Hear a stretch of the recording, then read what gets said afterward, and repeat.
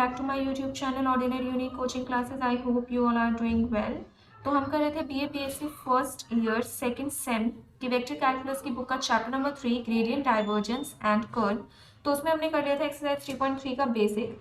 अब हम यहाँ पे करेंगे एक्सरसाइज 3.3 के example. So let's start the lecture. So this is your first example. Find the equation of tangent plane and normal to the surface.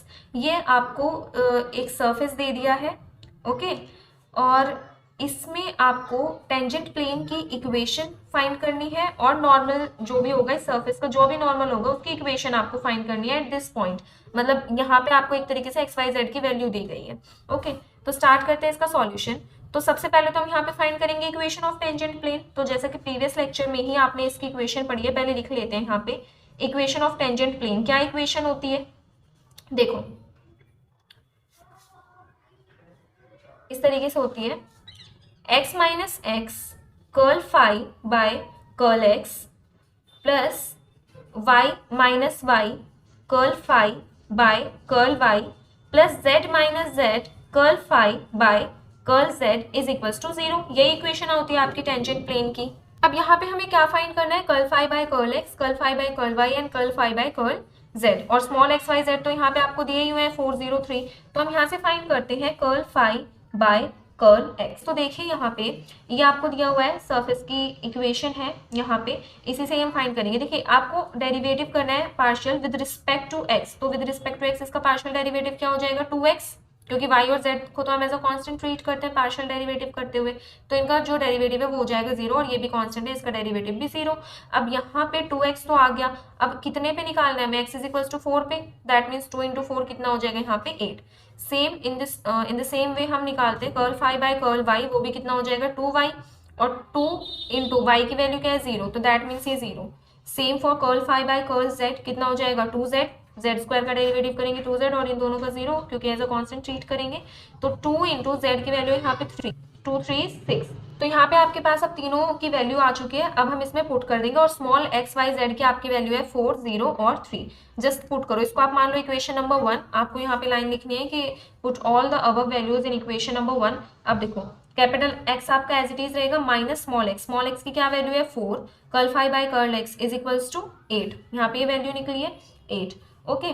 से in the same way plus y minus y, तो capital Y as it is रहेगा, small y आपका 0 है और curl phi by curl y की value है 0 plus capital Z as it is minus Z है आपका 6 और Z है आपका 3।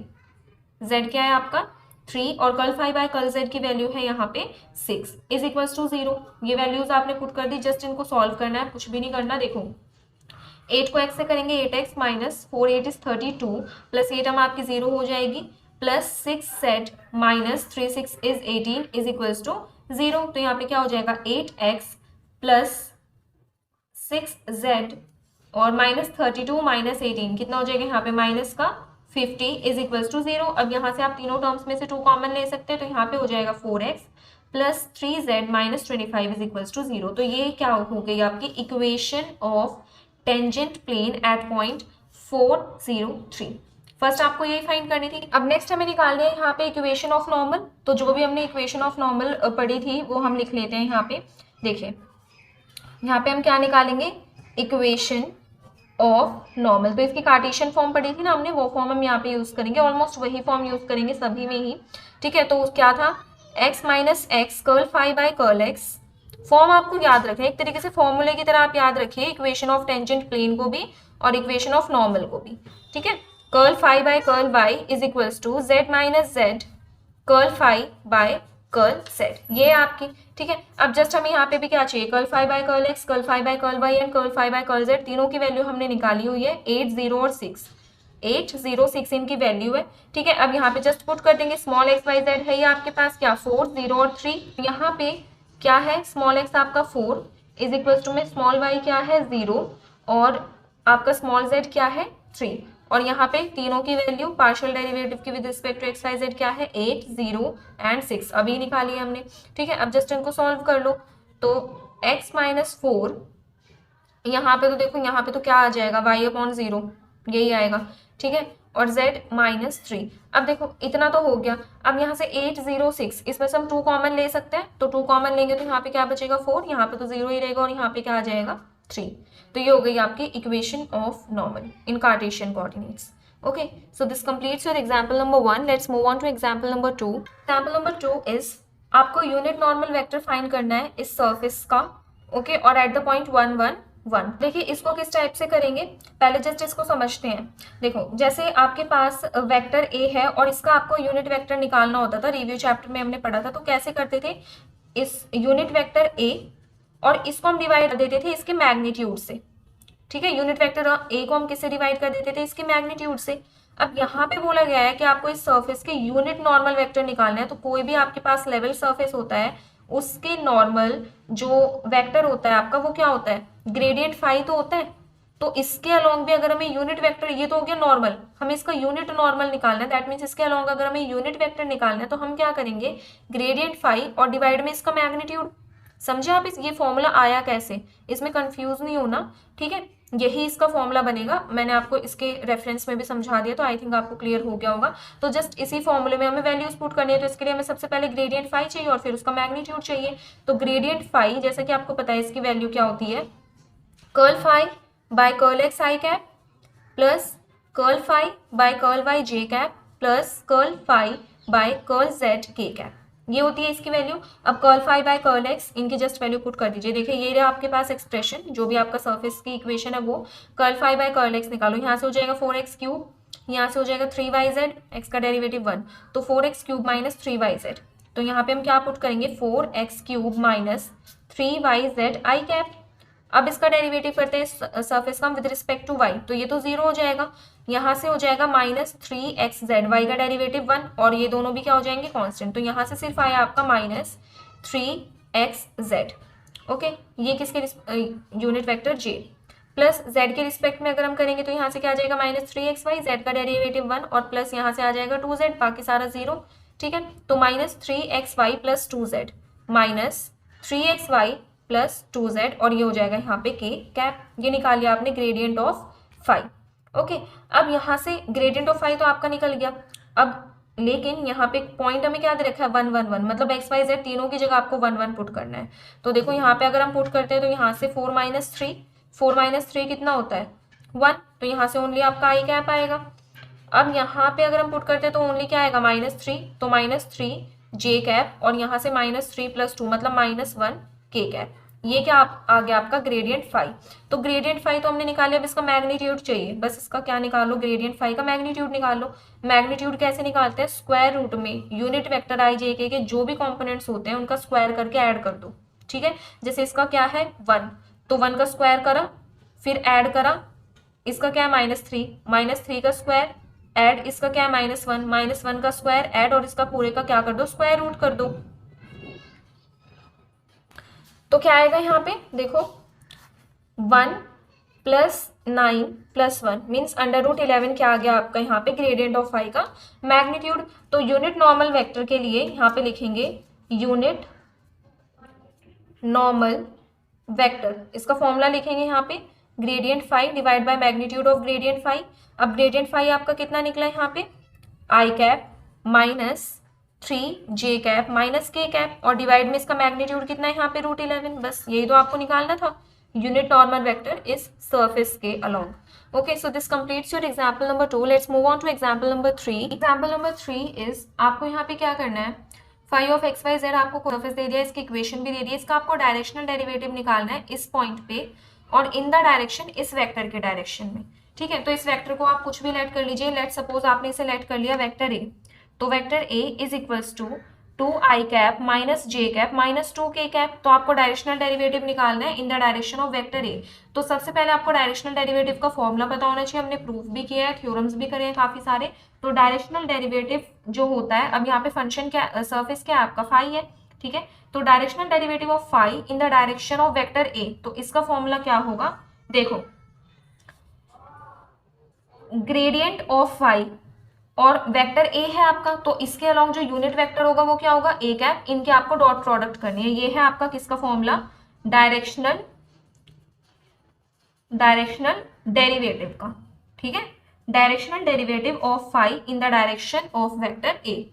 तो हम यहाँ पे ग्रेडियंट ऑफ फाई निकालेंगे और यूनिट वेक्टर ए, ये दो चीज आपको निकालनी है और फिर इस इक्वेशन में पुट कर देंगे, आपका आ जाएगा डायरेक्शनल डेरिवेटिव। तो ग्रेडियंट ऑफ फाई की क्या वैल्यू होती है, काफी टाइम हम यूज कर चुके हैं, curl phi by curl x i cap plus curl phi by curl y j cap plus curl phi by curl z k cap, ये वैल्यू होती है डेल फाई की। ओके अब यहाँ पे हमें क्या चाहिए, curl phi by curl x, curl phi by curl y और curl phi by curl z, ये तीन चीजें आपको चाहिए। और ये रहा आपके पास सरफेस, तो यहाँ से निकालो, देखो यहाँ पे निकालते हैं, तो curl phi by curl x क्या आ जाएगा आपका यहाँ से, देखिए एक्स स्क्वायर का डेरिवेटिव क्या हो जाएगा, यहाँ पे वाई जेड तो आपके कांस्टेंट है ही, और एक्स स्क्वायर का डेरिवेटिव 2x, तो 2x वाई जेड आ जाएगा। यहाँ से अगर हम देखें तो 4z स्क्वायर कांस्टेंट है और x का डेरिवेटिव 1, तो ये हो जाएगा curl phi by curl x.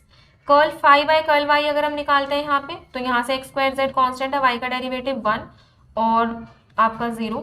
Curl phi by curl z निकालते हैं तो क्या हो जाएगा, यहाँ से z के रिस्पेक्ट में तो x square y constant, z का डेरिवेटिव 1 और यहाँ से 4x कांस्टेंट और z स्क्वायर का डेरिवेटिव 2z, मतलब 4 इंटू 2 8, 8xz, तो तीनों आपके पास आ चुके हैं। Partial derivative of phi with respect to x y z यहाँ पे जस्ट पुट कर देंगे, तो यहाँ पे ग्रेडियंट ऑफ फाई किसके इक्वल हो जाएगा, देखो वैल्यूज पुट करो, यहाँ पे 2x y z plus 4z square i cap plus यहाँ से x square z j cap plus x square y plus 8xz k cap, ये आपने यहाँ पे वैल्यू पुट कर दी। ओके अब यहाँ पे पॉइंट आप देखिए, पॉइंट आपको दिया है 1 -2 1, तो उस मतलब उस पॉइंट की वैल्यू पुट करेंगे हम यहाँ पे, तो gradient phi is equals to, देखो एक्स वाई जेड, एक्स आपका 1 है, जेड भी 1 है, वाई -2 है, तो 2 इंटू -2 कितना हो जाएगा, -4 plus z square is 1 and 4 into 1 is 4 I cap plus x square Z 1 का स्क्वायर एंड 1, तो यहाँ पे तो 1 जे ही हो जाएगा। Okay plus x square y, तो y आपका -2 है, तो यहाँ पे क्या आ जाएगा -2 प्लस में 8xz 8 के कैप। अब इसको सॉल्व करेंगे तो gradient of phi is equals to 0 i cap plus j cap plus 6 k cap, ठीक है। तो ये आपको निकालना था ग्रेडियंट ऑफ फाई। अब हमें निकालना है यहाँ पे यूनिट वेक्टर ए कैप, तो किसी भी वेक्टर का अगर यूनिट वेक्टर निकालना हो तो उसका फॉर्मूला क्या होता है, unit vector a cap is equals to जिस भी वेक्टर का आप निकाल रहे हैं वो वेक्टर और डिवाइड बाय उसका मैग्नीट्यूड, यही फॉर्मूला होता है। तो यहाँ पे देखो वेक्टर ए क्या है आपका 2, पहले तो इसका मैग्नीट्यूड निकाल लेते हैं, तो मैग्नीट्यूड क्या हो जाएगा, पहले वेक्टर ए की वैल्यू पुट कर लो यहाँ पे 2 आई cap minus j cap minus 2 के cap divide by vector A का मैग्नीट्यूड क्या हो जाएगा, देखो जो भी आपके पास आई जे के कॉम्पोनेंट्स हैं उनका स्क्वायर करके प्लस करके उनका रूट कर देना है। तो यहाँ पे अगर हम करें तो 2 2 4 प्लस -1 का स्क्वायर करेंगे तो 1, तो 4 + 1 5 प्लस -2 का स्क्वायर करेंगे तो 4, तो 5 + 4 9, और 9 का रूट क्या होता है, रूट 9 इज इक्वल्स टू क्या होता है 3, तो यहाँ पे क्या आ जाएगा 3। ओके तो ये आ गया आपका यूनिट वेक्टर है। अब जस्ट आपको क्या करना है, जैसे कि डायरेक्शनल डेरिवेटिव के फॉर्मूले में इन दोनों का आपको डॉट प्रोडक्ट करना है, ठीक है। तो यहाँ पे आप लिखेंगे directional derivative is equals to, क्या फॉर्मूला है इसका, ग्रेडियंट फाई और dot product unit vector a के साथ, तो ग्रेडियंट फाई आपका क्या निकला है यहाँ से j प्लस 6 के कैप, तो यहाँ पे हम वैल्यू पुट करेंगे तो क्या हो जाएगा, ग्रेडियंट फाई की जगह पे j प्लस 6 के कैप और इसके dot product unit vector a के साथ, तो यूनिट वेक्टर ए क्या है आपका ये, तो यहाँ पे पुट कर देंगे 2 आई cap minus j cap minus 2 के कैप एंड डिवाइड बाय 3, ठीक है। अब इनका करना है डॉट प्रोडक्ट, तो डॉट प्रोडक्ट में हम क्या करते हैं, जो भी यूनिट वेक्टर आई जे के कॉम्पोनेंट्स हैं उनको मल्टीप्लाई करके प्लस कर देते हैं। तो यहाँ पे तो आई का कॉम्पोनेंट है 0 और यहाँ पे आई का कॉम्पोनेंट है 2/3, ये जो 3 है ना ये सबके साथ आप ऐसे भी लिख सकते हो 2/3 आई कैप और यहाँ पे 1/3 जे कैप और यहाँ से -2/3 के कैप, ऐसे भी आप लिख सकते हो, ठीक है। यहाँ पे देखो आई का कॉम्पोनेंट यहाँ 0 है, ओके और यहाँ 2/3 है, तो 0 इंटू 2/3 तो 0 ही हो जाएगा। जे का कॉम्पोनेंट अगर हम यहाँ पे देखें 1 है और यहाँ पे कितना है -1/3, तो क्या हो जाएगा -1/3, ओके और यहाँ से 6 इंटू -2/3 कितना हो जाएगा -12/3 अब इनका एलसीएम लो 3 और -1 -12 कितना हो जाएगा माइनस का थर्ड, तो आपका जो डायरेक्शनल डेरिवेटिव है फाई एक्स वाई जेड का वो क्या आ गया -13/3। जस्ट आपको ना ये एक्सरसाइज बहुत ईजी है, थ्योरम्स भले ही इसके थोड़े समझने पड़ेंगे, आपको प्रैक्टिस करनी पड़ेगी, लेकिन अगर आप फॉर्मूले याद कर लेते हैं, ठीक है, चाहे वो आपका टेंजेंट प्लेन हो, नॉर्मल प्लेन हो, डायरेक्शनल डेरिवेटिव हो, अगर आपको फॉर्मूले याद है तो सिंपली डेरिवेटिव कीजिए, पुट कीजिए वैल्यू, यूनिट वेक्टर निकालना है ज़्यादा से ज़्यादा और कुछ भी नहीं करना है। So this completes your example number 3। Let's move on to example number 4। In what direction from the point 1 1 minus 1 is the directional derivative of phi maximum. आपको बताना है कि इस पॉइंट की किस मतलब किस डायरेक्शन में जो डायरेक्शनल डेरिवेटिव होगा इस सरफेस का वो मैक्सिमम होगा। और आपको साथ में ये भी फाइंड करना है maximum value of directional derivative की। मैक्सिमम तो होगा, मतलब आप ये तो बता दोगे कि किस डायरेक्शन में इस सरफेस का डायरेक्शनल डेरिवेटिव मैक्सिमम होगा इस पॉइंट पर वो कितना होगा वो वैल्यू भी आपको बतानी है। तो जैसा कि हमें पता है कि कोई भी हमारे पास सरफेस गिवन है, ठीक है, ये एग्जाम्पल नंबर 4 है। कोई भी हमारे पास सरफेस गिवन है और उसका हमें डायरेक्शनल डेरिवेटिव निकालना है और जिस डायरेक्शन में मैक्सिमम है उस डायरेक्शन में निकालना है। तो हमने प्रीवियस लेक्चर में ही पढ़ा था, वो हम कैसे निकाल सकते हैं, ग्रेडियंट फाई का मोड, है ना। ग्रेडियंट फाई का जो मैग्नीट्यूड होता है वो हमें बता देता है कि कोई भी हमारे पास सरफेस है और सरफेस का अगर आप डायरेक्शनल डेरिवेटिव निकालना चाहते हैं तो वो किस डायरेक्शन में होगा, किस डायरेक्शन में मैक्सिमम होगा, वो हमें क्या बताता है, ग्रेडियंट फाई का मैग्नीट्यूड। तो आपको यहाँ पे ग्रेडियंट फाई निकालना है और फिर उसका सिंपली मैग्नीट्यूड करना है। तो ग्रेडियंट फाई अगर हम यहाँ पे निकालें तो देखो फाई आपको दिया क्या हुआ है, x square minus 2y² plus 4z²।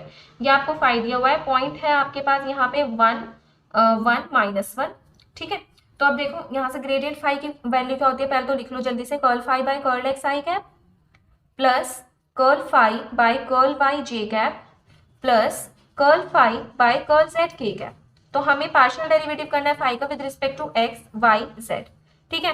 तो करते हैं, देखो यहाँ पे जस्ट डायरेक्ट लिखते रहेंगे, एक्स के रिस्पेक्ट में करो फाई का पार्शियल डेरिवेटिव, यहाँ से 2x आएगा और दोनों 0 क्योंकि x है ही नहीं कहीं पे, y z है और उनको हम एज अ कांस्टेंट ट्रीट करते हैं और कांस्टेंट का डेरिवेटिव होता है 0। तो यहाँ से आपका आ जाएगा 2x i cap plus y के रिस्पेक्ट में करेंगे तो यहाँ से y² का 2y and 2 into 2 is -4y। यहाँ से क्या आ जाएगा -4y जे कैप प्लस z के रिस्पेक्ट में अगर हम करेंगे तो z² का 2z एंड 4 इंटू 2 इज 8, तो 8z यहाँ पे k कैप। ये क्या आ गया आपका ग्रेडियंट ऑफ फाई। ओके, अब इसका मैंने हाँ, और इस पॉइंट पे भी तो निकालना है ना, तो एट पॉइंट 1 1 -1 इस पॉइंट पे आपका ग्रेडियंट ऑफ फाई क्या होगा, जस्ट वैल्यू पुट कर दो तो यहाँ पे तो आ जाएगा आपका 2i कैप, यहाँ पे -4y है तो -4j कैप और यहाँ से 8z और z के -1 तो -8k कैप, ठीक है। ये आ गया आपका यहाँ पे ग्रेडियंट ऑफ फाई।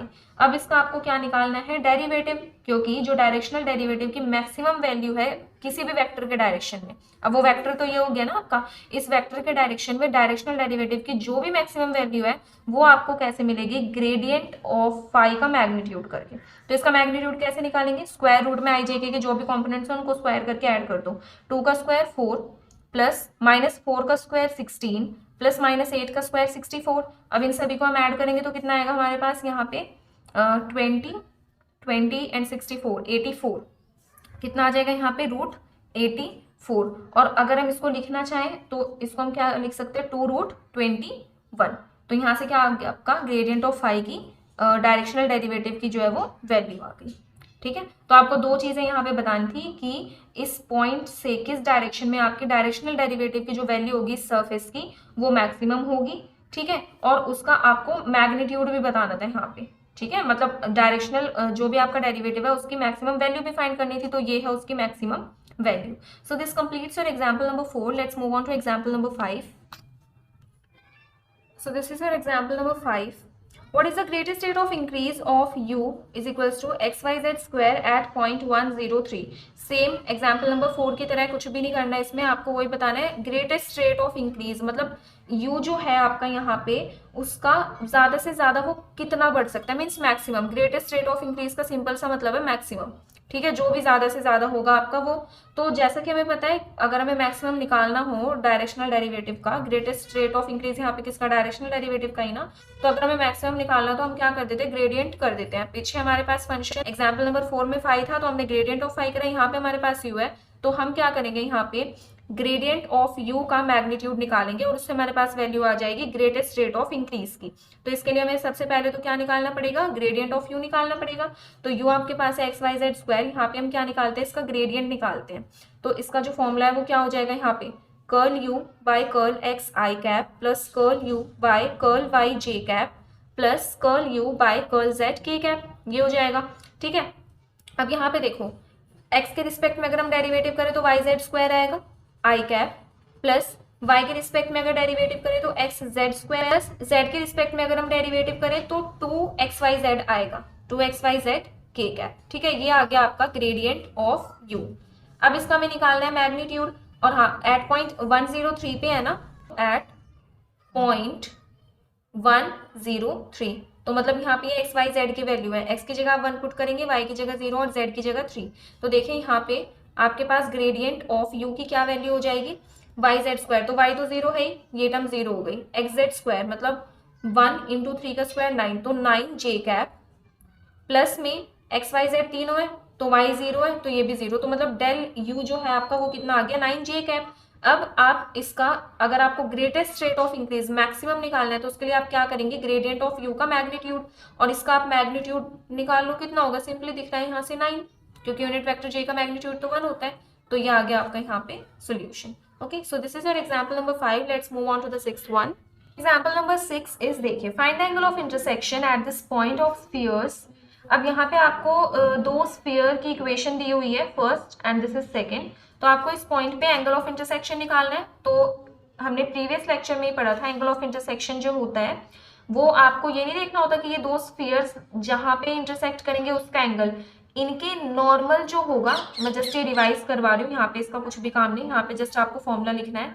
तो इन दोनों का जो नॉर्मल होगा, जैसे ग्रेडियंट होता है, ग्रेडियंट चाहे किसी भी फाई का हो, वो किसी भी वेक्टर का हो, किसी भी मतलब सरफेस का हो, उनके ग्रेडियंट, मान लीजिए इसका ग्रेडियंट है डेल फाई 1, इसका है डेल फाई 2, उन दोनों के बीच में जो एंगल होगा ना उसे हम एंगल ऑफ इंटरसेक्शन कहते हैं। तो ये जस्ट रिवीजन थी, यहाँ पे जस्ट हमें फॉर्मूले का काम है। तो फॉर्म क्या था, cos theta is equals to del phi 1 और डेल फाई 2, इन दोनों का हमें डॉट प्रोडक्ट करना है और divide by magnitude of del phi 1 into में मैग्नीट्यूड ऑफ डेल फाई 2। ठीक है, इस फॉर्मूले का काम है सिर्फ हमें। तो ये जितनी भी चारों चीजें हैं ना, ये आपको निकाल के यहाँ पे पुट कर, तो हम यहाँ पे पहले तो लेट कर लेते हैं टू सरफेस को, let phi 1 x y z is equals to x square plus y square plus z square is equals to 29 be the first surface.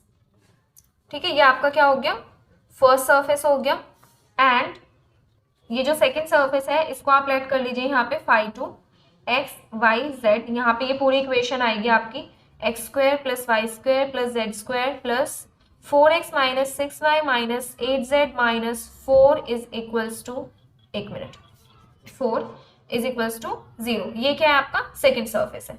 ठीक है, क्या है ये, सेकेंड सरफेस। तो ये आपने दो सरफेस पहले लेट कर लिए। अब बस ये चारों क्वांटिटी आपको यहाँ पे निकालनी है। तो पहले हम निकाल लेते हैं ग्रेडियंट ऑफ फाई 1, तो इसका फॉर्मूला लिख लो, क्या होता है, curl phi 1 by curl x i cap plus curl phi 1 by curl y j cap plus curl phi 1 by curl z k cap. ये होगा आपका डेल फाई 1 का। ठीक है, अब इसमें क्या करना है, आपका जो भी फाई 1 है उसको with respect to x y z partially differentiate करना है। तो फाई 1 ये रहा, लिखा हुआ है। ठीक है, इसको हम करते हैं partial derivative with respect to x, कितना आएगा 2x, क्योंकि वाई जेड कॉन्स्टेंट है और इनका डेरिवेटिव 0।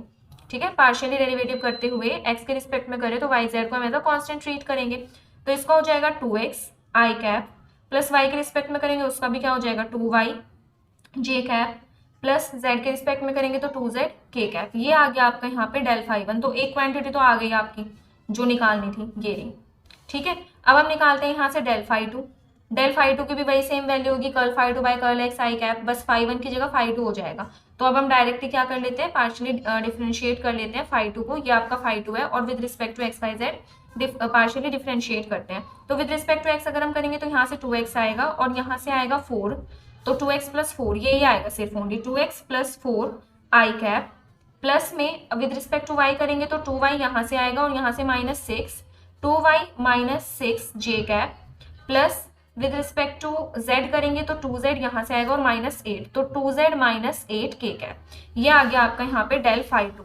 ठीक है, अब बस इन दोनों का मैग्नीट्यूड निकालना है और इस फॉर्मूले में पुट करना है। अब दोनों का मैग्नीट्यूड अगर हम निकालते हैं, और हाँ ये जो पॉइंट है आपका, इस पॉइंट पे भी तो निकालना है ना, तो एट 4 माइनस 3 2 इस पॉइंट पे क्या वैल्यू होगी, देखो डेल फाई 1 की और डेल फाई 2 दोनों की वैल्यू निकालनी है आपको इस पॉइंट पे। डेल फाई 1 की क्या वैल्यू हो जाएगी, x की जगह पे 4, तो 2 into 4 is 8 I cap, y की जगह पे minus 3, 2 into minus 3 is minus 6 j cap, और z की जगह पे 2, तो 2 इंटू 2 इज 4 k कैप। ये आ गया आपका क्या, del phi 1 at point 4 minus 3 2। अब डेल फाई 2 की वैल्यू निकालें तो यहाँ पे x की जगह 4 रखेंगे तो 2 4 is 8, 8 plus 4 is 12, 12 I cap.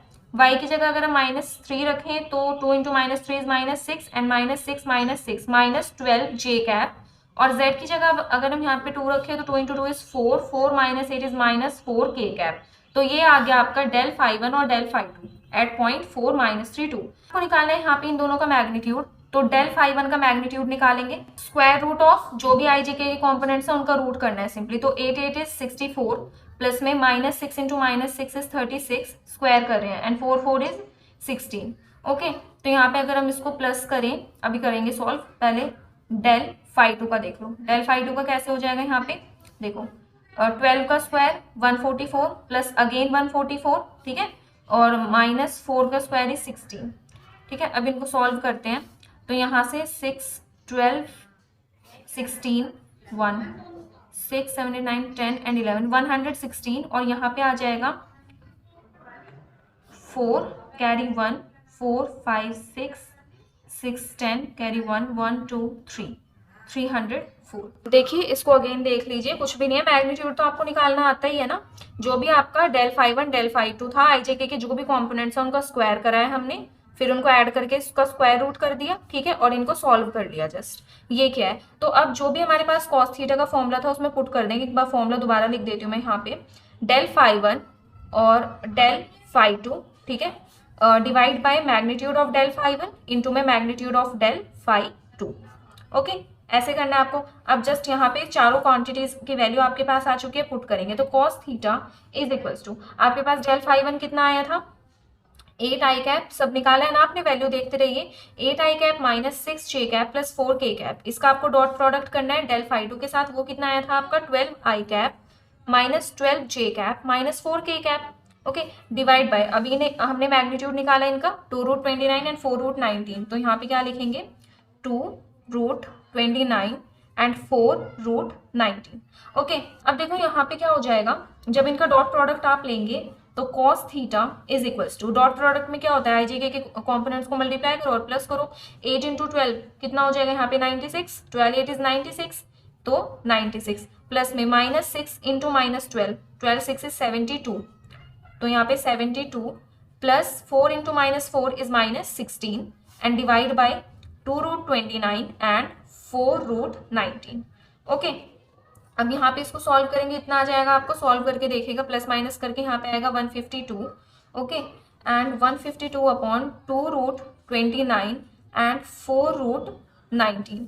तो अब यहाँ से हम 2 से कट कर सकते हैं, 2 7 इज 2 7 14 2 6 12, ओके, एंड 4 1 ज़ा 4 6 7 4 9 इज 36। ओके, तो आपके पास ये आ गया। अब इसको आप और किस तरीके से लिख सकते हैं, cos theta is equals to, देखो 19 है, 19 को आप ऐसे लिख सकते हैं √19 इंटू √19 आएगा, तो आपका 19 ही ना, जस्ट सॉल्व करने के लिए हम लिख रहे हैं, और डिनोमिनेटर में आपका √29 एंड √19, तो इससे कट जाएगा, जस्ट इसलिए हमने लिखा है। तो अब कॉस थीटा आपका है √29 अपॉन √19 अपॉन √29, तो अगर हमें तो थीटा निकालना है, ठीक है, तो कॉस क्या होगा, अपोजिट साइड जाएगा तो कॉस इनवर्स बन जाएगा, ठीक है।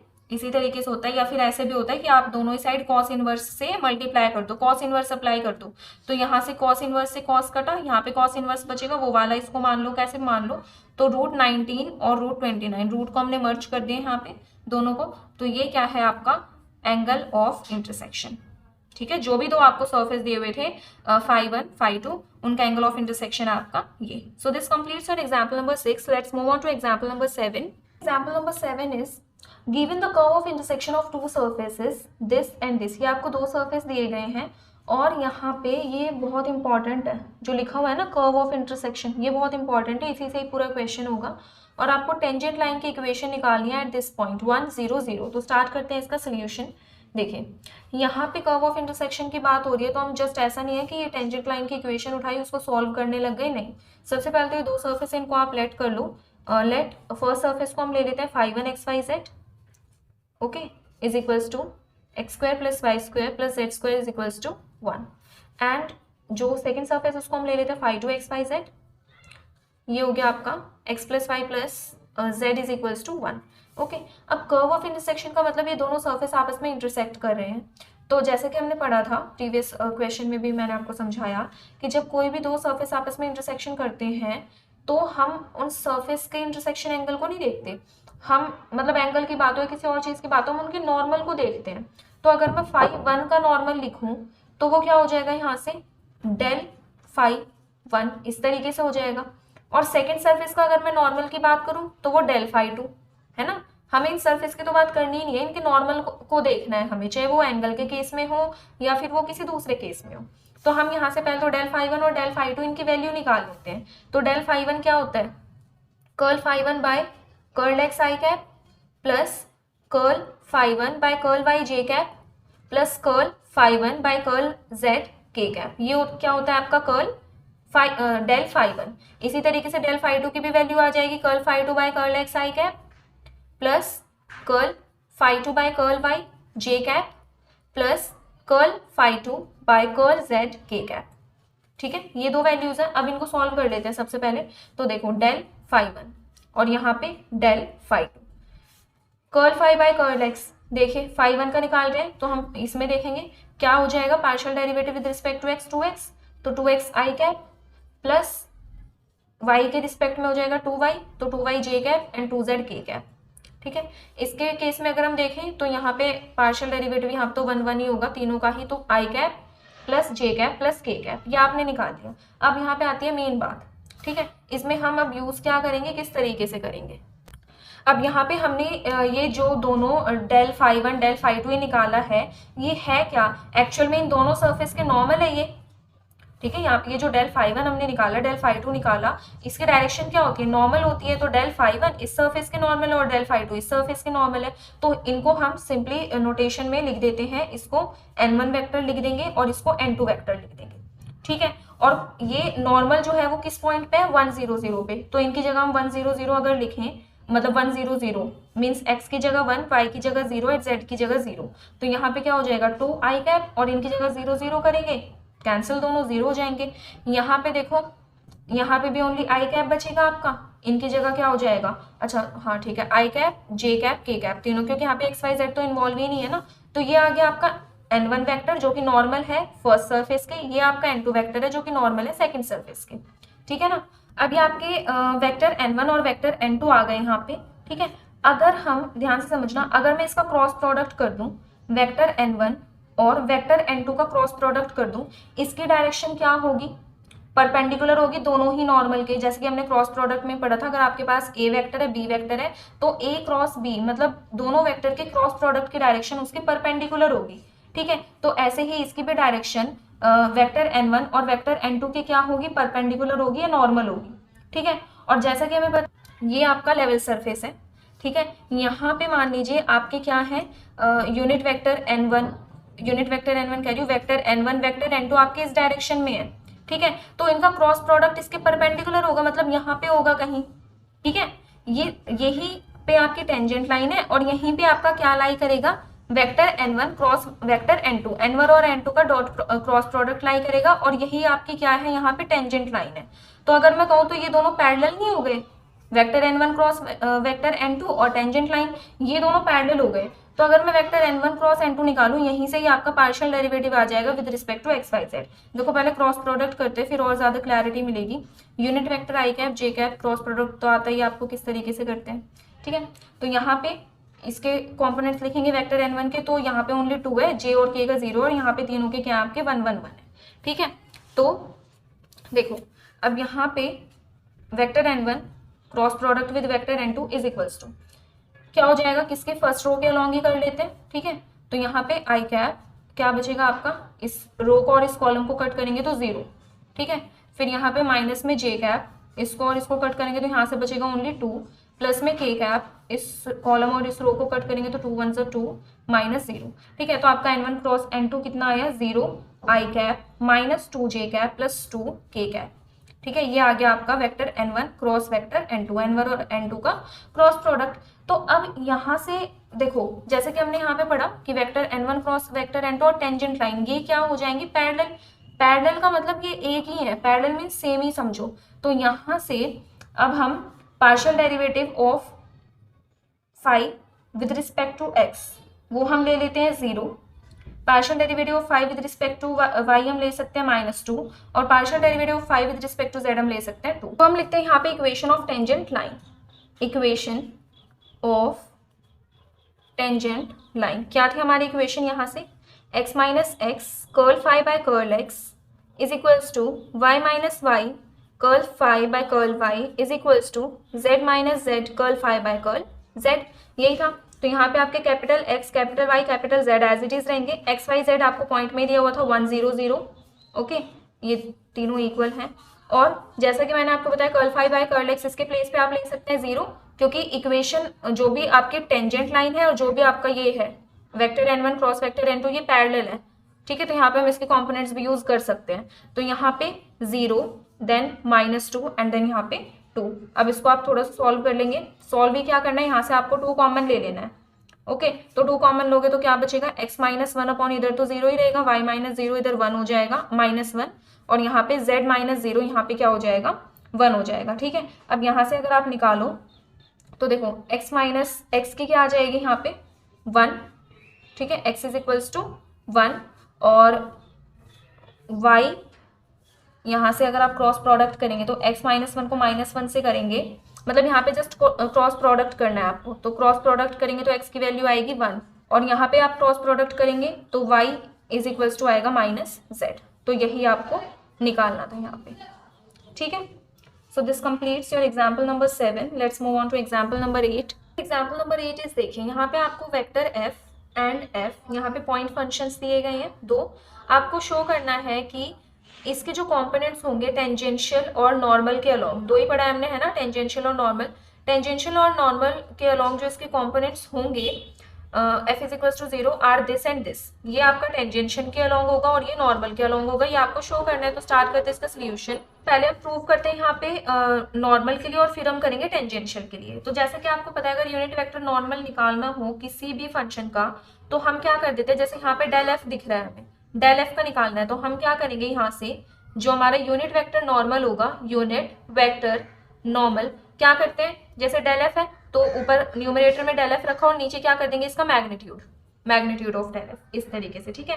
अब जैसे कि आपको पता है कि मतलब ये हमारे पास एक अलजेब्रा होता है, एक फॉर्मूला है वेल डिफाइंड कि अगर आपको मैग्नीट्यूड निकालना है किसी भी वेक्टर का नॉर्मल के अलोंग तो क्या हो जाता है, देखो जैसे ये था आपका यूनिट वेक्टर नॉर्मल है ना, और आपको किसी भी वेक्टर के अलोंग नॉर्मल निकालने, हमने रिव्यू चैप्टर में भी पढ़ा था, तो वो क्या हो जाएगा, जैसे यहाँ पे वेक्टर एफ दिया हुआ है तो वेक्टर एफ के साथ डॉट प्रोडक्ट हो जाएगी इस क्वांटिटी की, ठीक है, ग्रेडियंट एफ और अपॉन में इसका मैग्नीट्यूड, ठीक है। अब यहाँ पे ये तो हमने क्या निकाल लिया, मैग्नीट्यूड निकाल लिया नॉर्मल के अलोंग वेक्टर एफ का, ठीक है। अब हमें कंपोनेंट इसके क्या प्रूव करना है, कंपोनेंट को प्रूव करना है ना, तो इसके कंपोनेंट निकालने के लिए क्या करेंगे, मतलब ये बहुत ही सिंपल है और थोड़ा सा आपको याद रखने वाला है, थोड़ा याद रखना ही पड़ेगा, ठीक है। तो ये क्या था आपका magnitude of component, magnitude of component F along the normal, ठीक है ना, ऐसे आपको ये लिखना है। बुक में सब दिया हुआ है किस तरीके से लिखना है, यहाँ पे जस्ट आप समझिए, ओके।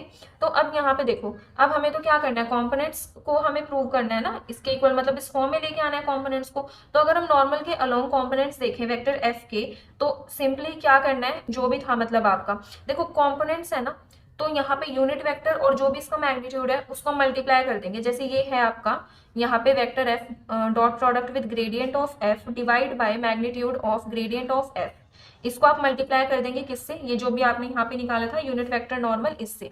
तो डेल एफ अपॉन में magnitude of del f, simply मतलब बहुत ईजी है। अब इन दोनों को आप मल्टीप्लाई करेंगे तो क्या आएगा, देखो वेक्टर एफ इसकी dot product gradient of F के साथ, ठीक है, और यहाँ पे डेल एफ है आपका, ठीक है, और डिवाइड में क्या हो जाएगा magnitude of gradient of f का होल स्क्वायर, क्योंकि 2 टाइम्स है यहाँ पे, ठीक है। और इसको हम सिंपली प्रूव हमें इस फॉर्म में करना है, तो यहाँ पे जस्ट मैग्नीट्यूड की जगह हम क्या लगा देंगे, ब्रैकेट लगा सकते हैं, ऐसा कुछ नहीं है इसमें, ठीक है, डेल एफ, और इसकी जगह हम क्या लगा देंगे यहाँ पे ग्रेडियंट ऑफ एफ का होल स्क्वायर। तो आपकी नॉर्मल जो है वो तो प्रूव हो चुकी है, ठीक है। अब हम आते हैं यहाँ पे टेंजेंशियल पे, टेंजेंशियल कॉम्पोनेंट ऑफ एफ, यहाँ पे नॉर्मल कंपोनेंट तो हमने दिखा दिया, अब हम दिखाएंगे क्या टेंजेंशियल कंपोनेंट।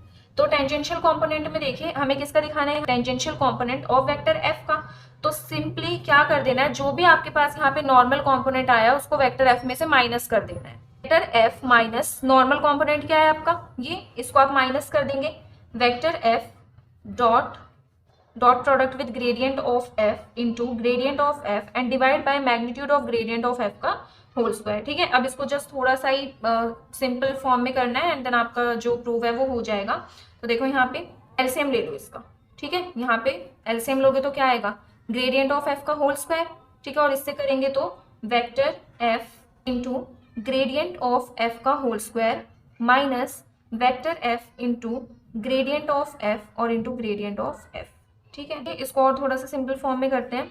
इसको हम कैसे लिख सकते हैं, यहाँ पे ये क्या है, ग्रेडियंट ऑफ एफ का होल स्क्वायर।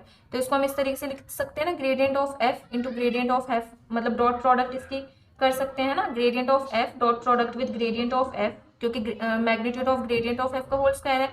ये वेक्टर एफ जो है आपका यहाँ पे आ जाएगा, माइनस में यहाँ पे क्या है आपके पास, वो सेम होगा, vector F dot product with gradient of f into gradient of F divided by gradient of f का होल स्क्वायर।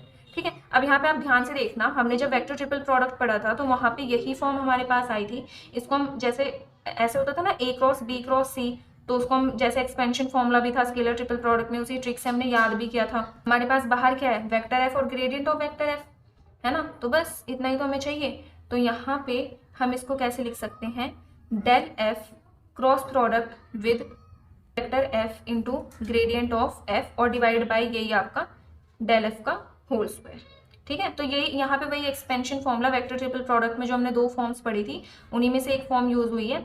ठीक है, ये आपके क्या है, वेक्टर एफ और डेल एफ, ये तो आपका क्या है, ब्रैकेट वाले हमने लिख दिया ब्रैकेट में। अब दो आपके वेक्टर बचे, del f and del f, तो दैट मीन्स तीसरा भी डेल एफ वेक्टर ही है। और बाकी यहाँ से चेक कर लो, डेल एफ आपने यहाँ पे लिखा, दो वेक्टर जो बचे, एक तो ठीक है एफ ही होगा और डेल एफ, तो दैट मीन्स कंफर्म हो गया कि तीसरा वेक्टर तो डेल एफ ही है। तो बाहर आपका क्या आ जाएगा यहाँ पे, डेल एफ। तो ये प्रूव होती है आपकी कौन सी, टेंजेंशियल फॉर्म। थोड़ा सा मतलब जस्ट रेक्टिफिकेशन करने वाला है, बट ये बहुत इजी है। ठीक है, 2-3 स्टेप में आप इसको कंप्लीट कर सकते हो। सो this completes your example number 8। Let's move on to example number 9। Example number 9 is find the directional derivative of the function at the point 0, 1 along a line making an angle of 30 degree with positive direction of x axis.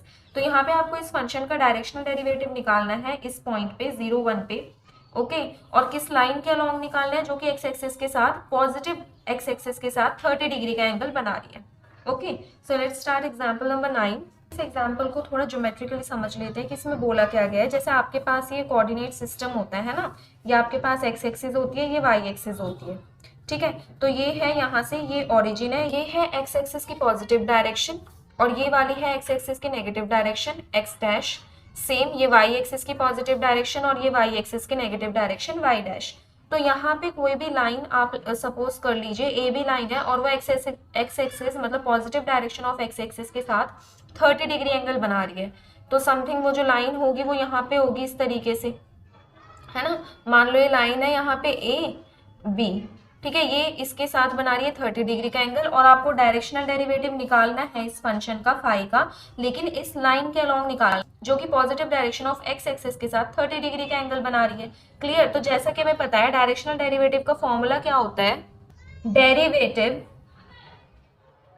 Directional derivative किसका निकाल रहे हैं हम यहाँ पे, directional derivative phi का। ठीक है, और किस लाइन के अलोंग निकाल रहे हैं, directional derivative of phi along the line A B. ठीक है, अब हम यहाँ पे लिख लेते हैं उसका फॉर्मूला। तो क्या होता है फॉर्मूला यहाँ पे, डेल फाई और इसके डॉट प्रोडक्ट हम करते हैं यूनिट वेक्टर के साथ। अब जैसे मान लीजिए ये लाइन ए बी है आपकी, ठीक है, आप कोई भी यूनिट वेक्टर सपोज कर लो, यूनिट वेक्टर ए या फिर बी, मतलब इस लाइन के अलोंग कोई भी आप यूनिट वेक्टर ले सकते हो। तो लेट सपोज यहाँ पे यूनिट वेक्टर ए है, तो हम यूनिट वेक्टर ए के साथ डेल फाई की क्या कर देंगे, डॉट प्रोडक्ट। तो यही वैल्यू होती है आपकी डायरेक्शनल डेरिवेटिव की। तो अब हमें यहाँ पे दो वैल्यू निकालनी है, एक तो डेल फाई की और एक यूनिट वेक्टर ए की। ठीक है, तो डेल फाई की वैल्यू सबसे पहले निकालते हैं। डेल फाई क्या होता है, curl phi by curl x i cap plus curl phi by curl y j cap plus curl phi by curl z k cap. यही वैल्यू होते हैं, हम पता नहीं काफी टाइम से यूज कर चुके हैं। आप इस फंक्शन का डेरिवेटिव करेंगे एक्स के रिस्पेक्ट में या फिर वाई जेड के रिस्पेक्ट में, तो उसमें लगेगा हमारा u बाय वी रूल। ठीक है, तो हम यहाँ पे सबसे पहले, ये हमारी अलग इक्वेशन है, बाद में हम इसमें पुट करेंगे। सबसे पहले हम फाई का डेरिवेटिव निकाल लेते हैं with respect to x, partial derivative.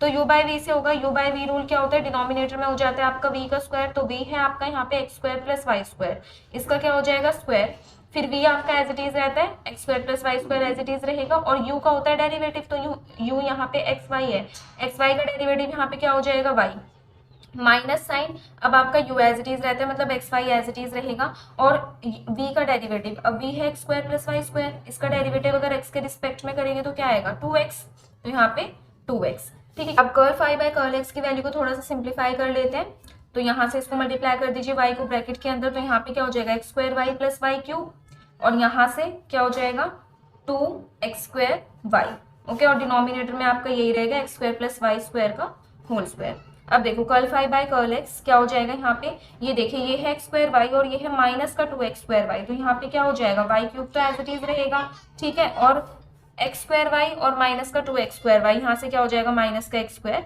Y, और डिनोमिनेटर में वही आपका v का स्क्वायर मतलब x square plus y square का होल स्क्वायर, ठीक है।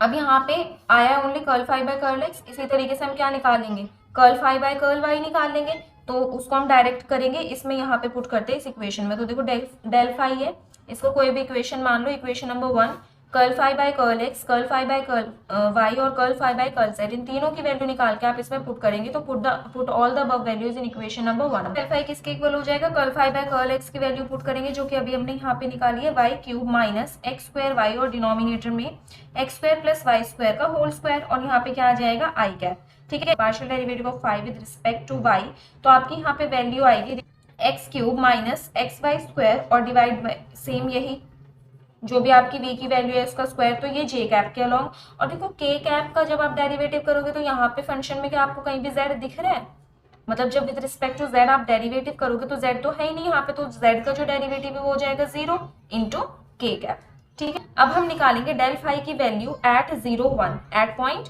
0 1, तो यहाँ पे डेल फाई की क्या वैल्यू हो जाएगी, देखिए अब x की जगह में 0 पुट करना है और y की जगह में 1 पुट करना है, तो यहाँ पे y की जगह 1 पुट करेंगे तो ये टर्म तो 0 हो जाएगी आपकी, और ये तो यहाँ पे होगा आपका 1 आई कैप, प्लस यहाँ पे अगर x की जगह 0 और y की जगह 1 पुट करेंगे तो क्या हो जाएगा, देखो 0 और यहाँ पे भी, तो ये तो टर्म 0 ही हो जाएगी, 0 j कैप और ये 0 k कैप पहले से ही 0 था, तो दैट मीन्स यहाँ पे आपका जो ग्रेडियंट फाई है उसकी वैल्यू आई है only I cap at the point 0 1, okay. तो यहाँ से देखो ग्रेडियंट फाई तो हमने निकाल लिया, अब हमें क्या चाहिए यूनिट वेक्टर ए चाहिए, ठीक है।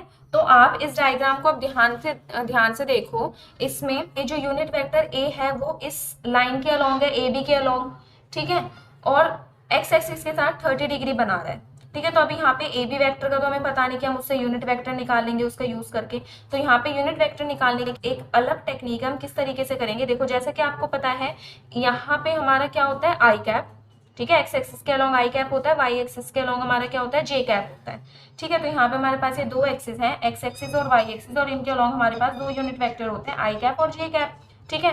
तो यहाँ से इसका अगर हम कॉम्पोनेंट ले तो वो क्या हो जाएगा कॉस, और एंगल क्या हमारे पास 30 डिग्री, इसी तरीके से अगर हम यहाँ पे जे का कॉम्पोनेंट ले तो वो क्या हो जाएगा वाई एक्सिस में हमेशा क्या होता है साइन, और एंगल हमारे पास 30 डिग्री है, ठीक है। तो ऐसे ही हम क्या निकालेंगे अपना यूनिट वेक्टर ए निकालेंगे, तो यूनिट वेक्टर ए किसके इक्वल हो जाएगा यहाँ से cos 30 degree I cap plus sign 30 degree J cap, ठीक है। यहाँ से निकलेगा आपका यूनिट वेक्टर ए, तो cos 30 की वैल्यू क्या होती है √3/2, तो √3/2 आई कैप प्लस साइन 30 की वैल्यू कितनी होती है 1/2 जे कैप, ओके।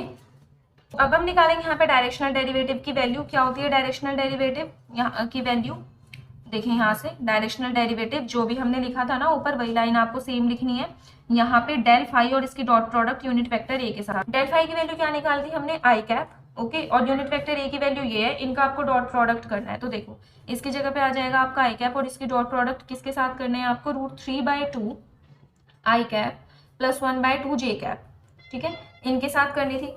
अब आप इनको करो इसके साथ डॉट प्रोडक्ट, तो आई का कॉम्पोनेंट क्या है यहाँ पे 1 और यहाँ पे आई का कॉम्पोनेंट है √3/2, तो दोनों को मल्टीप्लाई करेंगे तो यहाँ पे क्या आ जाएगा √3/2, और जे का कॉम्पोनेंट यहाँ तो 1/2 है, पर इस वेक्टर में अगर हम देखें तो 0, तो 0 इंटू 1/2 0, तो यहाँ से हमारे पास जो डायरेक्शनल डेरिवेटिव की वैल्यू है along the line A B वो कितनी आ गई √3/2, यही वैल्यू आपको निकालनी थी। So this completes your example number 9। Let's move on to example number 10। Example number 10 is, यहाँ पे भी सेम आपको नाइन्थ की तरह डायरेक्शनल डेरिवेटिव निकालना है इस फंक्शन का 2 - 1 1 इस पॉइंट पे, लेकिन यहाँ पे डायरेक्शन आपको डिफरेंट दे दी गई है। डायरेक्शन जो है यहाँ पे आपकी वो इस सरफेस के नॉर्मल है एट पॉइंट दिस। ठीक है, तो स्टार्ट करते हैं एग्जाम्पल नंबर 10। यहाँ पे आपको ये दो सरफेस दिए गए और जैसा कि हमें पता है डायरेक्शनल डेरिवेटिव की वैल्यू क्या होती है, डेल फाई, और उसका हम डॉट प्रोडक्ट कर देते हैं किसके साथ, जो भी आपके पास साइन है उसके लॉन्ग जो भी आप unit vector low, let's say unit vector a, तो ये आपके पास हो जाती है डायरेक्शनल डेरिवेटिव की वैल्यू। तो यहाँ से सबसे पहले तो हम निकाल लेते हैं डेल फाई। तो फाई आपके पास फंक्शन है यहाँ पे, इसका डेल निकालना है, तो इसकी वैल्यू लिखेंगे सबसे पहले क्या होती है, curl phi by curl x i cap plus curl phi by curl y j cap plus curl phi by curl z k cap. यही वैल्यू होती है आपके पास ग्रेडियंट ऑफ फाई की। तो हमें यहाँ पे अब फाई का पार्शियल डेरिवेटिव करना है with respect to x y and z तीनों के साथ। तो यहाँ से कर लेंगे, ये रहा आपके पास फंक्शन। तो विद रिस्पेक्ट टू एक्स करेंगे तो जीरो आएगा क्योंकि एक्स तो यहाँ पे इन्वॉल्व ही नहीं है कहीं पे भी, तो यहाँ पे हो जाएगा 0 i cap plus with respect to y करेंगे तो यहाँ से आ जाएगा 6y और यहाँ से आ जाएगा जेड क्यूब, तो 6y plus z cube j cap plus with respect to z करेंगे तो ये तो टर्म जीरो हो जाएगी क्योंकि y को एज अ कांस्टेंट ट्रीट करेंगे और कांस्टेंट का डेरिवेटिव जीरो होता है। और यहाँ पे आ जाएगा आपका जेड क्यूब, तो जेड क्यूब के कैप, जेड क्यूब के कैप नहीं, विद रिस्पेक्ट टू वाई थोड़ी करे, विद रिस्पेक्ट टू जेड करे ना, तो 3y जेड स्क्वायर आ जाएगा। यहाँ पे क्या आ जाएगा, 3y जेड स्क्वायर। ठीक है, तो यहाँ क्या है आपका ग्रेडियंट ऑफ फाई की वैल्यू। ठीक है, अब यहाँ से हमें क्या निकालना है, यूनिट वेक्टर ए निकालना है। तो इसमें जो यूनिट वेक्टर ए थोड़ा अलग तरीके से निकलेगा क्योंकि हमें जो डायरेक्शन दी हुई है वो इस सरफेस के नॉर्मल दी हुई है, तो इस सरफेस का यूज करके हम यूनिट वेक्टर ए निकालेंगे। ठीक है, तो देखिए कैसे निकालेंगे। अब इस सरफेस को पहले तो आप लेट कर लो, मान लो ये सरफेस है, इसे हमने फाई तो ऑलरेडी लेट किया हुआ है, यहाँ पे यूज कर लिया है हमने, हम इसको साई लेट कर लेते हैं, psi of x y z. ठीक है, ये आपके पास वो सरफेस है जिसके नॉर्मल डायरेक्शन में आपको वैल्यू निकालनी है सरफेस की। ठीक है, तो हम इसको psi of x y z मान लेते हैं, तो दैट मीन्स इसी के ही अलोंग अब हमें यूनिट वेक्टर निकालना पड़ेगा। ठीक है, तो सबसे पहले हम इसका ग्रेडियंट फाइंड कर लेते हैं, del psi.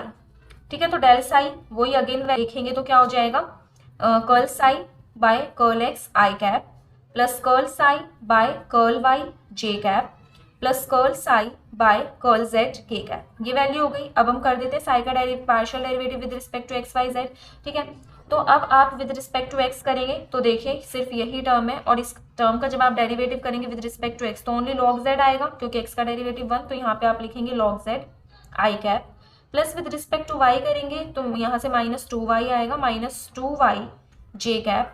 With respect to z करेंगे तो जेड, हाँ okay, with respect to z करेंगे तो क्या हो जाएगा, एक्स तो कांस्टेंट है आपका तो एक्स तो आएगा ही आएगा, और लॉग जेड का डेरिवेटिव क्या होता है 1/z, तो यहाँ पे डिवाइड में इसके जेड आ जाएगा के कैप। ठीक है, ये निकल गया है आपका यहाँ से डेल साई। ओके, अब डेल साई तो निकल गया पर हमें इसको किस पॉइंट पे निकालना है, एट पॉइंट -1 to 1, तो यहाँ पे लिखेंगे एट -1 to 1। क्या वैल्यू हो जाएगी यहाँ पे डेल साई की, देखिए z की जगह में क्या रखना है, 1 रखना है, और log 1 जैसे कि आपको पता है कितना होता है 0, तो 0 i cap -2y j cap, तो y की जगह आपको क्या रखना है 2 रखना है, तो 2 2 is 4 j cap plus x by z, तो x की जगह आपको -1 रखना है और z की जगह 1 रखना है, तो यहाँ से माइनस के कैप। तो एक्चुअल में अगर हम देखें डेल साई आपका कितना आया है यहाँ से, वो है -4 j cap minus k cap. Okay, अब जैसे कि हमने डेल साई की वैल्यू यहाँ पे निकाली -4 j cap minus k cap, और जो हमें डायरेक्शनल डेरिवेटिव निकालना है वो इस सरफेस के, ये जो भी आपका यहाँ पे सरफेस है इसके नॉर्मल डायरेक्शन में निकालना है। तो डेल साई भी तो क्या होता है सरफेस के नॉर्मल डायरेक्शन में ही होगा ना, हमने थ्योरम्स में प्रूव भी किया था और हमने ये पढ़ा भी था कि जो डेल साई या डेल फाई जो भी होता है वो किसी भी लेवल सरफेस के नॉर्मल डायरेक्शन में होता है, और जो हमें यूनिट वेक्टर लेना है वो भी इस सरफेस के क्या लेना है, नॉर्मल डायरेक्शन में। तो भी हमने यहाँ पे ये डेल साई निकाला है, इसी को हम मान सकते हैं वेक्टर ए। ठीक है, vector A is equals to -4j minus k at point -1 to 1। Clear है ना, ये सिर्फ डायरेक्शन की वजह से। डेल साई भी आपका इस सरफेस के क्या परपेंडिकुलर डायरेक्शन में, नॉर्मल डायरेक्शन में, और उसी डायरेक्शन में हमें लेना है अपना वेक्टर, तो हमने इसे क्या ले लिया, vector A. Okay, vector normal to surface psi x y z. ठीक है, तो इसे हमने वेक्टर ए ले लिया। अब यहाँ से यूनिट वेक्टर आप इजीली निकाल सकते हैं। देखिए यूनिट वेक्टर निकालना है आपको, यूनिट वेक्टर ए, तो इसका क्या फॉर्मूला होता है, जिस भी वेक्टर का यूनिट वेक्टर निकालना है वो और डिवाइड में उसका मैग्नीट्यूड कर दो।